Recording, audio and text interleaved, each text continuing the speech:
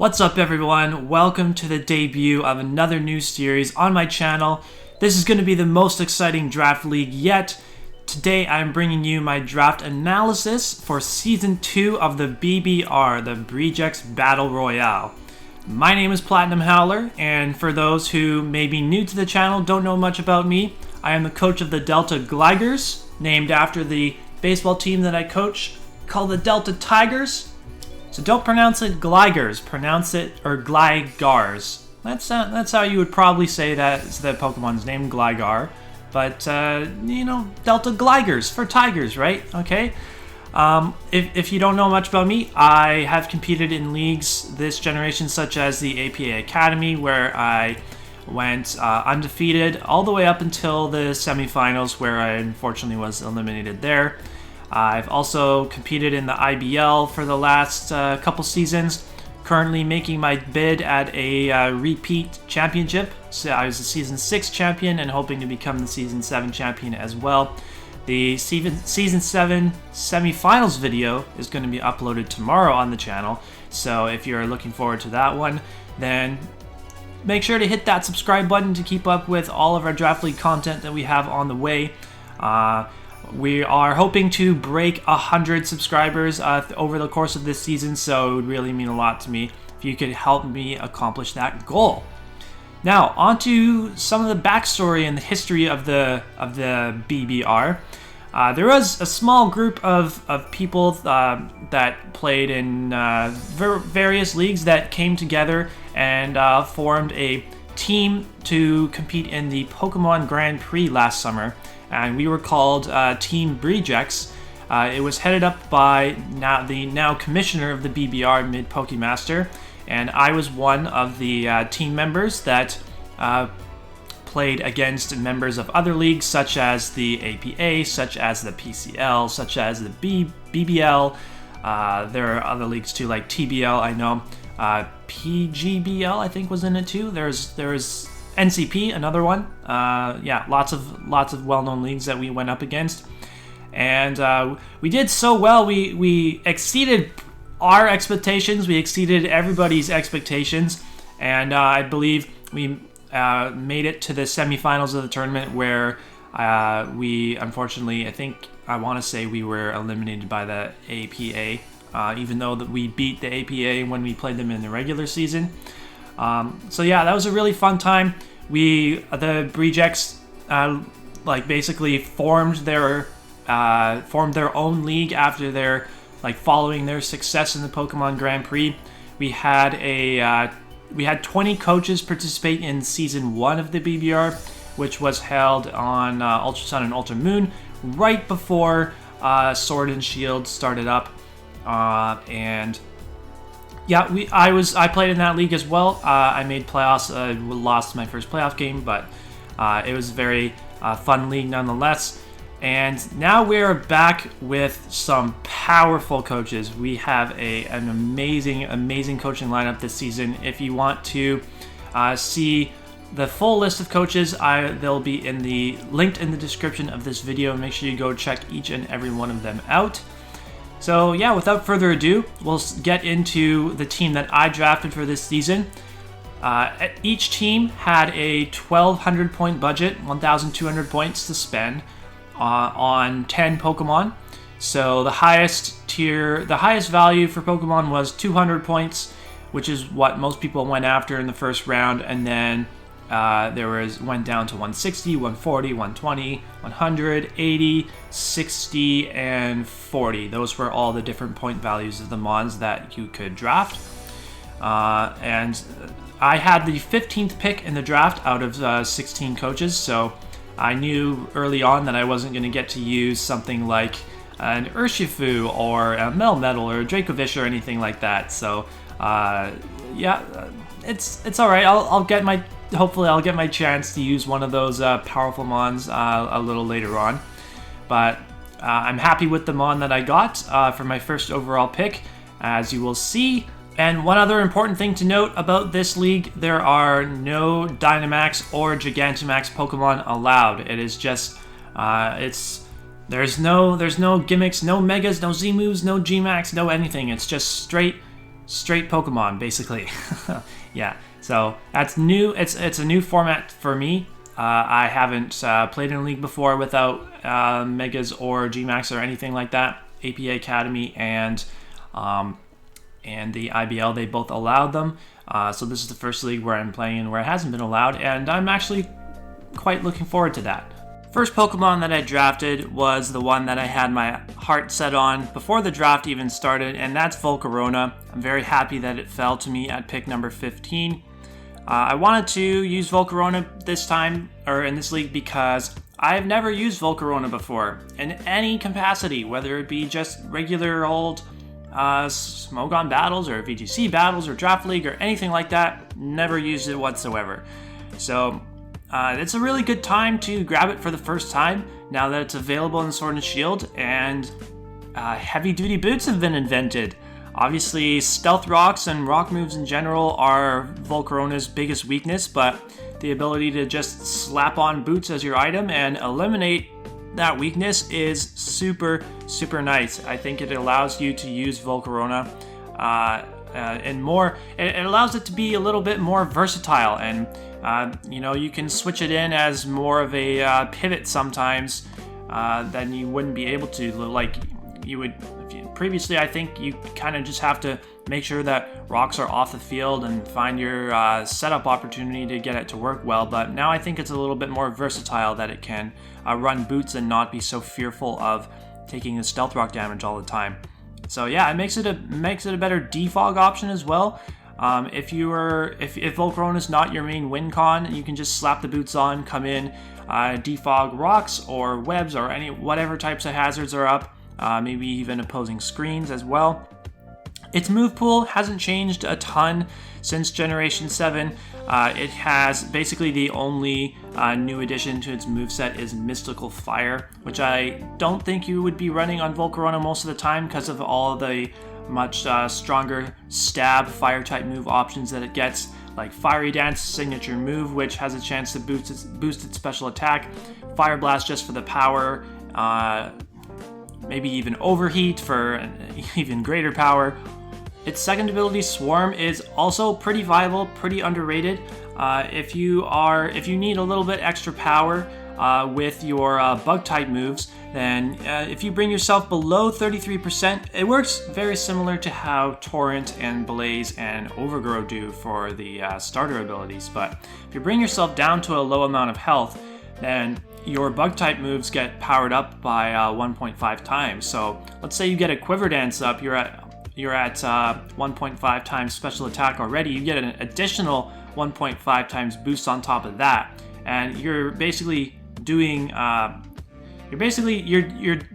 you're doing like what the damage that you would be doing with a crit if you get yourself in swarm range and at plus +1 attack. Like you'd be doing the same. You'd be doing like crit damage at +1 special attack. That's what I'm trying to say, which is more damage than you would be doing at +2 special attack.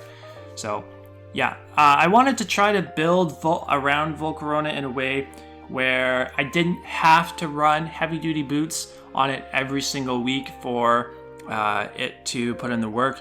Obviously, I like to try to draft some decent hazard removal so I can deter rocks from going up in the first place, and be able to run some different items on Volcarona, such as Throat Spray is another really cool option to run on Volcarona this generation, because on a lot of sets are going to be running Bug Buzz, and as soon as you click Bug Buzz, you'll activate the Throat Spray and get another boost in special attack. There are so many ways for Volcarona to boost its stats. It's a terrifying mon to go up against, and it demands a lot of prep on my opponent's part. I didn't have to wait very long to make my next pick. Obviously, I want to grab something right away that patches up some of Volcarona's weaknesses. And I hate myself for drafting this Pokemon because it is literally the devil. Since it's been the devil since Generation 6, since when I started playing competitive Pokemon. But we got Rotom Wash on our roster. It's really good to pair with Volcarona because Volcarona only has three weaknesses. And Rotom Wash resists water and it resists flying. And Volcarona covers Rotom Wash's only weakness very well as well. Rotom is only weak to grass, and Volcarona is 4 times resisting grass types and can really have its way against those. So these two mons pair up pretty well. Rotom Wash also matches up well against a lot of common stealth rockers in the metagame, and even if those mons are able to set up rocks, Rotom can kind of just come in and click defog right away to get rid of those hazards and make life easier for Volcarona so it doesn't have to come in and take rocks. In general, Rotom is just a very solid, bulky pivot to have on the team, but it can also fill a more offensive role, especially now in Generation 8 since it has access to Nasty Plot. I think Nasty Plot Rotom Wash is pretty underrated considering there are not very many things that can chunk Rotom for significant amounts of damage. So if you're forced to play a little bit more passively around Rotom Wash, then it definitely has the ability to surprise you and set up that Nasty Plot and dent a hole in your team. On this team in particular, I see myself using it more of a bulky pivot option. Will-O-Wisp utility is also really nice here to cripple a lot of the physical attackers that want to be dealing damage to Volcarona. So yeah, Rotom Wash, another thing that I have never used. I may have used it in some rental teams here and there, but it's not something that I ever thought I was actually going to draft just because of how prolific and common it has been in competitive Pokemons, and common and annoying to go up against since I've started playing Pokemon. So we have it on our team now. We know that we won't have to be going up against it, so that's cool. I think it's going to help this team quite a bit.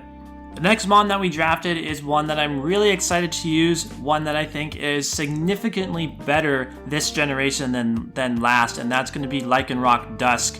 I really wanted to pick this up. It's another mon that matches up super well against the flying types, a lot of the flying types that Volcarona doesn't like.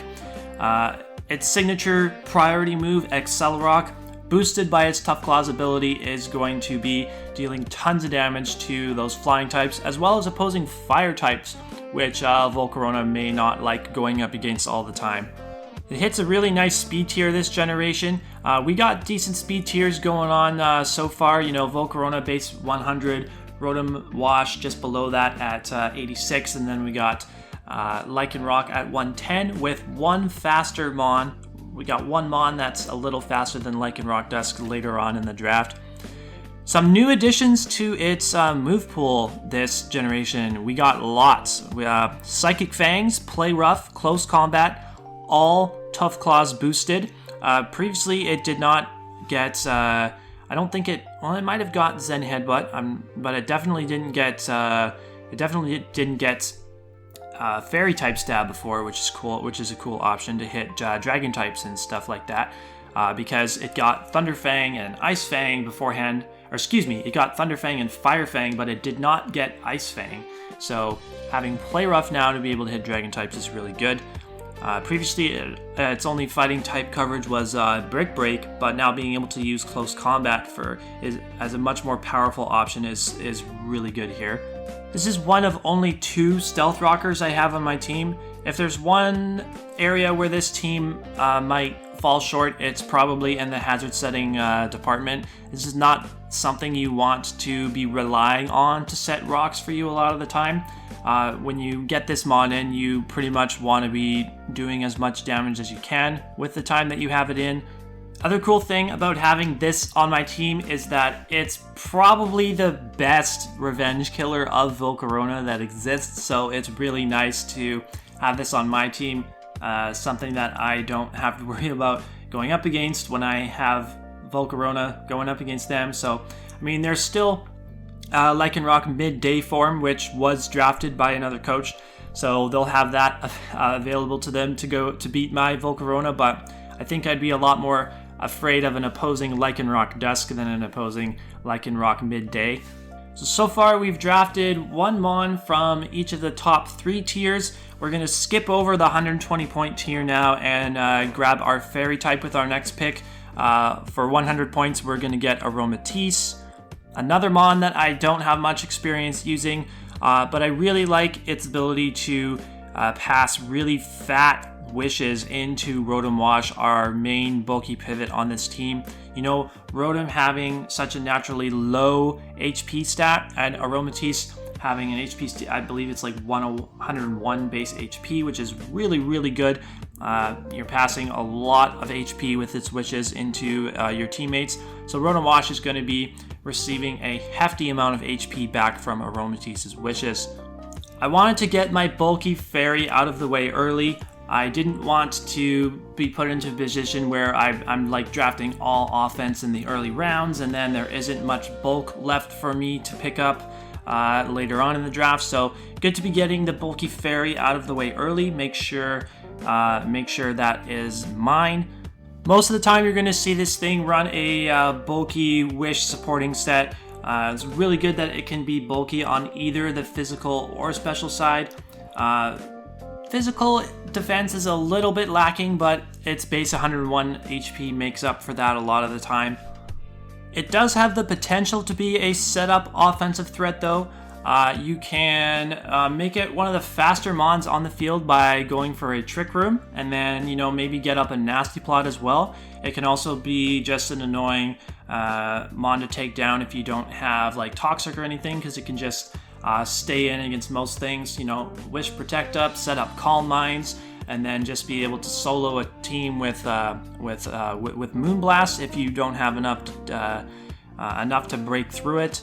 Its ability, Aroma Veil, very underrated ability, basically prevents it from being taunted or encored or anything like that. It's a really good ability to have on a support mon like this that oftentimes wants to be clicking Wish, Protect, Aromatherapy to try to cure status for the rest of the team. So far, we only have one physical attacker on the team, that being Lycanroc-Dusk, and I see that more being like a late game cleaner mon, you know, something fast that's able to come in and pick something off that is weakened. But I'm looking to pick up more of a physical wall breaker with this pick. It's also very good to pick up a dark type. Make sure that we get a good dark type on the draft early on, because dark types are a very, very important type to have on our draft league rosters. So we decided to pick up Pangirl, also in the same tier as Aromatisse. We got it for 100 points.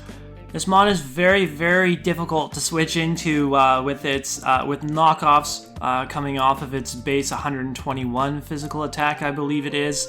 And its dark fighting typing and all of its coverage, you know, it has coverage to hit pretty much anything super effectively.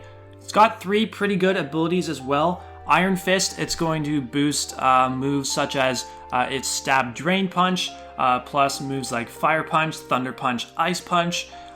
Mold Breaker, also very good if you're wanting to break through, like if you're wanting to break through something like a Melodic that has the Marvel Scale boost, it can ignore that.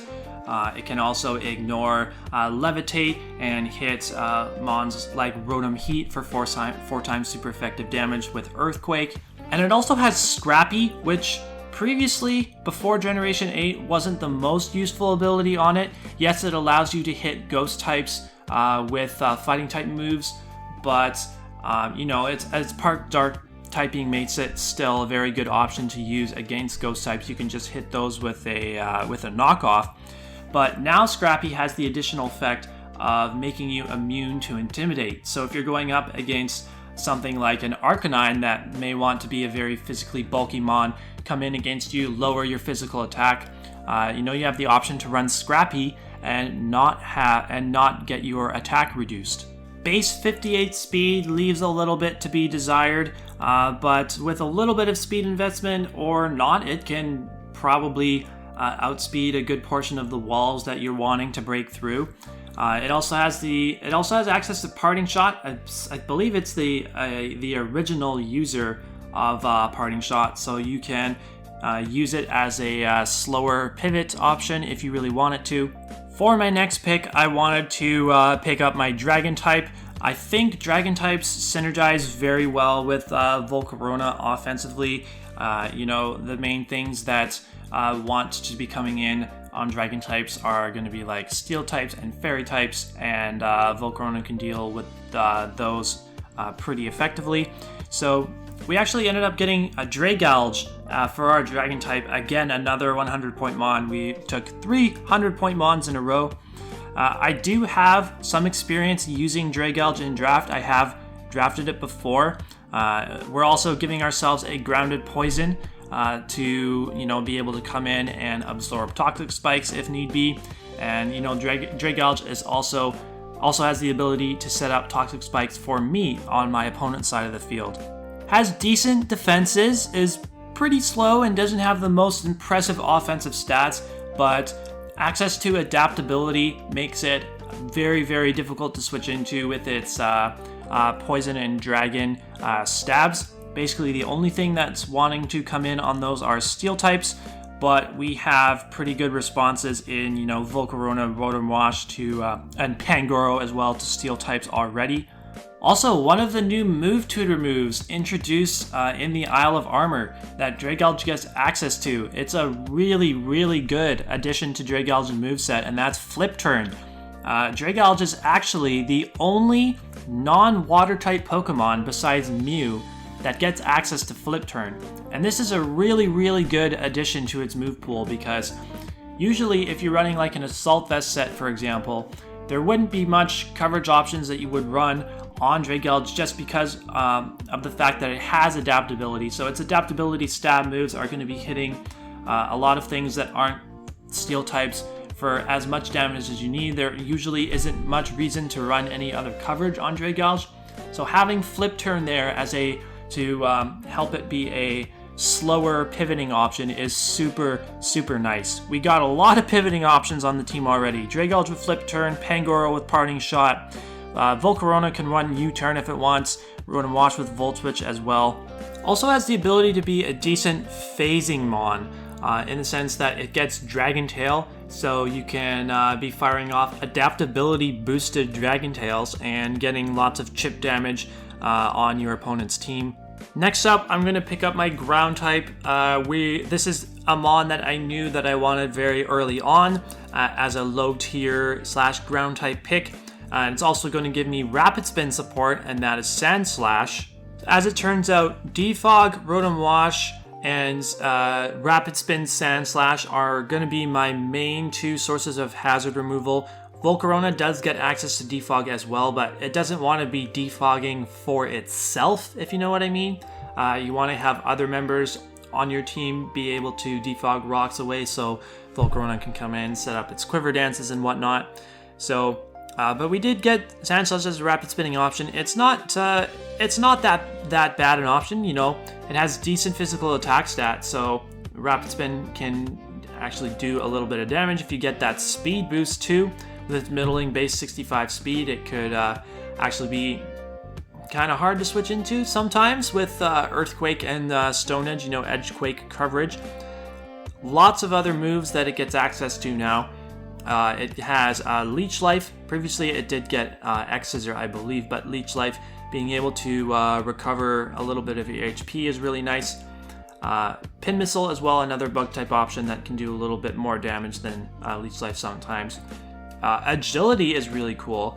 You can get that plus two in speed, or it does also get Sand Rush. So you could just set up manual Sandstorm as well, which sometimes might be better than just setting up an agility, because you get a little bit of chip damage on your opponent at the same time with the Sandstorm. Biggest new addition, however, is spikes. So I know I said earlier we only had 2 rockers on the team. Sandslash is going to be the second rocker, but we do also pick up some spike support with Sandslash, and we did have toxic spikes with Dragalge as well. So those are our only forms of hazard setting. Sandslash, generally speaking, not the best, most viable ground type out there, but I thought it was decent value to get as a lower tier option here. Definitely not going to be able to switch in on a ton of special attacks. It has decent physical defense, not very good special defense, so If we're using this as a switch into electro types, and it really, like for example, an electro type like Heliolisk, if it doesn't go for an electro type move, or like it could still hit us really hard with something like Surf, or it would almost certainly twit KO us with Hyper Voice if it went for that. So yeah, we're not the best all-around option, but you know, Rapid Spin support, Stealth Rocks and Spike support, really good thing to add to the team. Next up, we're going to add the other Mon that I was referencing way back, that is going to be the fastest Mon on our team, the one Mon that's faster than Lycanroc-Dusk. It's going to be Alakazam. I really like Alakazam on this team. It synergizes super well with Volcarona offensively. The main things that Alakazam has trouble dealing with are going to be like Steel types, Dark types, opposing Psychic types as well. And Volcarona just shreds through those Pokemon, so they complement each other offensively really nicely. And the fact that it has Magic Guard really helps it out as well, because it means it's going to be shrugging off rocks damage, whereas Volcarona totally is not shrugging off rocks damage if it's not running the boots. So being able to run Magic Guard, Sash, always being able to take any one hit that it needs and get damage off is really good. It did not get this move before, but access to Nasty Plot makes this thing especially terrifying if you don't have anything that can outspeed or have priority for it. If Alakazam can get up a Nasty Plot, oh boy, it's going to be doing tons of damage to your team. You know, it also has the ability to slap on a Life Orb and not take any recoil from the Life Orb if you're running Magic Guard, and just get even more power boost off of that. A cool new move that it gets from the Isle of Armor move tutors as well is Expanding Force. If you can get this thing set up in Psychic terrain, make it immune to your opponent's priority moves, and power up Expanding Force to its maximum power, and just be firing off stab damage, like hitting everything that's not Dark types super hard. Oh my goodness, that's not something that you want to be going up against. So heading into the last two picks of the draft, the two things I was looking to round out our roster was a Grass type, a 60-point Grass type, because currently I have 160 points remaining in my budget, and the last Mon that I had my eye on was going to be worth 100 points. So I was going to be taking a 60-point Grass type this round. There are a lot of options for me to take, such as Tangela and Thwackey. You know, Thwackey with Grassy Glide now is pretty cool. Leafeon was there as well. Lilligant was also there. But what I ended up going with was Trevenant to give me the Grass and Ghost typing as well, which is a typing that I didn't already have on my team. I think adding a Grass type was important, because currently I only had one ground immunity on my team, being Rotom Wash. So I thought it was important to make sure that I added another ground resist. Trevenant is a decent ground resist option. Another thing on top of Rotom Wash that has the ability to burn opposing physical attackers. And it's another Trick Room option alongside Aromatisse. So yeah, there is some potential for me to run more of a Trick Room oriented team. I have a couple of really powerful wall breakers that can function well in Trick Rooms, such as Pangoro and Dragalge. Trevenant can also be pretty difficult to wear down, you know, with its harvest ability and constantly being able to regain its Citrus Berry and eat that, be getting lots of health back through that, as well as through Leech Seed and Horn Leech. Awesome new move that it gets through the Isle of Armor move tutors as well. It does get access to Poltergeist, which is a very strong physical ghost type move. It does only work if the opponent is still holding an item though. So you definitely have to prep for that in some way if you're going up against something like an Alolan Marowak, which is extremely powerful. But with Trevenant, I don't think people are going to be like, oh, I need to be watching out for Poltergeist Trevenant, so I better like not run an item on this Pokemon so it doesn't hit me super hard, because no, it's a Trevenant. It's only worth 60 points. It's the lowest value mon that I drafted to this team.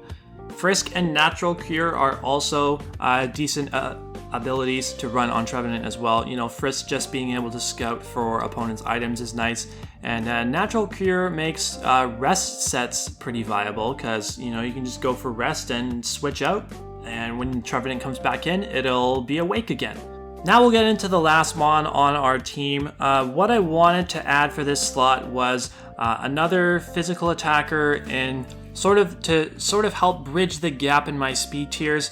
Right now I had Sandslash at base 65, and then it goes to Rotom Wash at base 86. But if I'm running Rotom Wash more defensively, most weeks I'm probably not going to be running a ton of speed investment on it. So I wanted something else in the range, in the speed tier range that Rotom Wash is currently at. And what I wanted to take was Braviary, but unfortunately, Patty Trills had to break my heart and take that away from me in the 9th round of the draft. So yeah, I'm really regretting not taking Braviary before I took Alakazam. I think if I had taken Braviary in the 8th round, that I could have potentially saved Alakazam for the last round, and then I would have been extremely happy with my team. But I had to go a different route, and I actually ended up taking an 80-point mon, which is 20 points less than I actually had room for. I had room for one more 100-point mon, but I decided on taking Stoutlund instead, which is it's base 80 speed mon, so it's the same speed tier as Braviary would have been. It doesn't have the pivoting option though, and it also doesn't have the defogging option, which really hurts. Basically leaving me as Rotom Wash and Sandslash as my only two hazard removing options. Funnily enough, this does give me a second Sand Rush user alongside Sandslash. Totally not something that I planned. But you know, it could potentially come in handy in a certain matchup, you never know. Intimidate and Scrappy are its other abilities, also very good abilities. You know, Scrappy allowing it to hit the ghost types with its normal type stab, and also making it immune to Intimidate, just like Pangoro. And it also has Intimidate of its own, so it can run more of a bulky support set if it needs to. Gets access to Thunder Wave to cripple the opponent's mons, you know, make my wall breakers like Pangoro and maybe even potentially Dragalge faster than some of the opponent's mons on my team. So I have a little flexibility in that I actually still have 20 free points available to me in case I decide to change up my team in any way. But now you've seen the full team. This has been quite a different style of draft analysis that I'm used to doing. I usually do this really long and in-depth recordings for my draft analysis, but we kind of blew through this one. So let me know what you think of the team down below. If you enjoyed this video, make sure to leave a comment. Comment down below, leave a like as well. If you haven't already subscribed, please click that subscribe button, especially if you are new to the channel. It would mean a lot to me.